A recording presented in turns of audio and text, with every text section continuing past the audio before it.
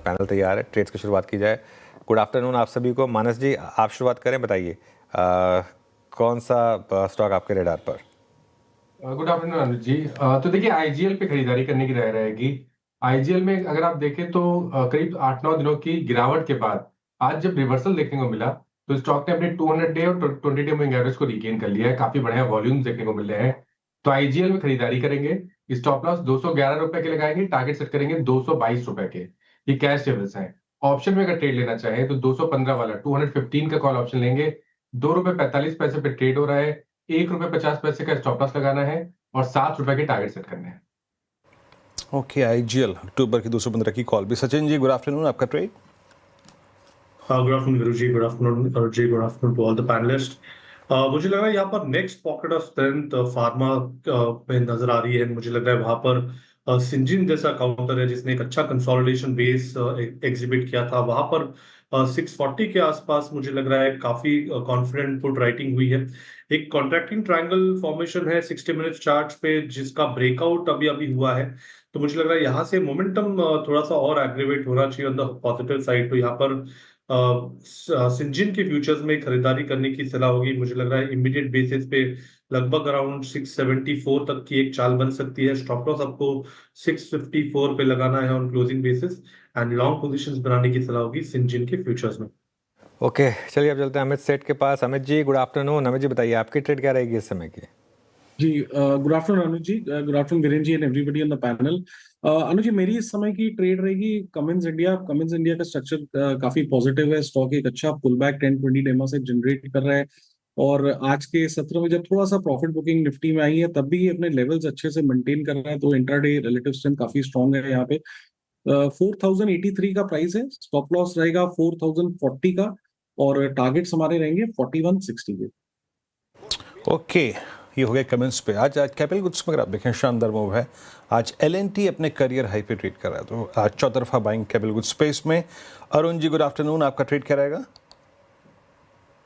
Good afternoon Viren जी। वीरेन जी मुझे लग रहा है ओवरऑल मोमेंटम मार्केट में पॉजिटिव है तो बंधन बैंक में खरीदारी की सलाह है। 171 के आसपास चल रहा है तो करंट लेवल पे खरीद सकते हैं। 168 का स्टॉप लॉस रहेगा और 179 तक के टारगेट्स रहेंगे। तो 1 से 2 दिन के व्यू के साथ बंधन बैंक को लॉन्ग करके चल सकते हैं। ओके सामिल के पास चलते हैं। सामिल गुड आफ्टरनून। सामिल आपके पे? Good afternoon to everyone. मेरी पिक होगी नेशनल एल्यूमिनियम पर और यहाँ पर एक छोटा सा कंसोलिडेशन ऊपर की तरफ टूटा है। एक ट्रायंगल पैटर्न ऊपर की तरफ टूटा है। 10 डेली मूविंग एवरेज पे सपोर्ट लेकर लास्ट 3 दिन से हाई टॉप हाई बॉटम बना रहा है। Great setup. मुझे लगता है स्टॉप लॉस 223 पे रखना चाहिए और टारगेट होगा 245। ओके, ये हो गया नाल्को। अब बाइक मेटल से भी कॉल आ गई। अब चलते हैं नीरज जी के पास, लेकिन नीरज जी के पास चलने से पहले यस मार्केट्स जो है वो इस वक्त अब डेल ऊपर निफ्टी, और मैं यहाँ पे अलर्ट इस वक्त दे रहा हूँ इसलिए क्योंकि 25,954 सिंपली इसका मतलब ये है कि मुहूर्त ट्रेडिंग के दिन जो आपका इंटरडे हाई था जो 145 पे आपने लगाया था वो था करीब 930, यानी अब हार्डली 20 पॉइंट का डिफरेंशियल बचा है। नीरज जी नमस्कार, कार्यक्रम में स्वागत है। नीरज जी, इस अर्निंग सीजन एफआईएस की अप्रोच, उनकी शॉर्ट कवरिंग ने अब तक हमें प्रीवियस हाई के ऑलमोस्ट लाके पैरेलली अलाइन कर दिया था। आपके मार्केट स्पिटिक और आपकी आज की कन्विक्शन आइडिया?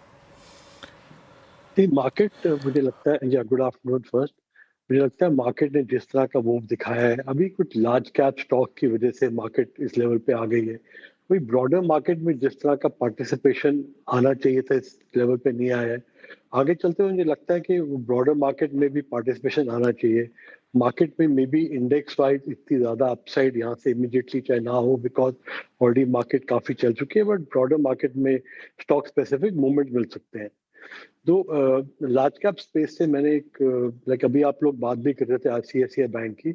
आईसीआईसीआई बैंक ने काफी अंडर परफॉर्म किया है बैंक निफ्टी के मुकाबले में, एचडीएफसी बैंक के मुकाबले में, बट इसकी लास्ट 3 से 6 महीने की अंडर परफॉर्मेंस के बाद इसकी अर्निंग देखे तो अर्निंग काफी स्ट्रांग है, इसकी एसेट क्वालिटी काफी स्ट्रांग है, निम्स भी इसने मेंटेन करके रखे हुए हैं अपने, तो 4.2 4.3 के आसपास लगता है आगे भी रहेंगे।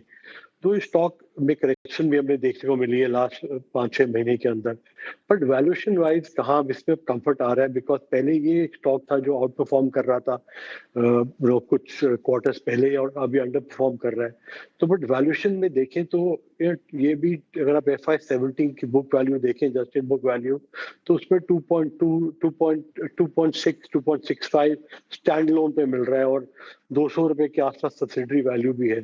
तो इसको 2.75 भी वैल्यू करें और सब्सिडरी की वैल्यू भी लगाएं 200 रुपए की, तो यहाँ से मुझे लगता है कि 16-17% रिटर्न इसको 6 महीने साल में भी इसमें मिल सकती है।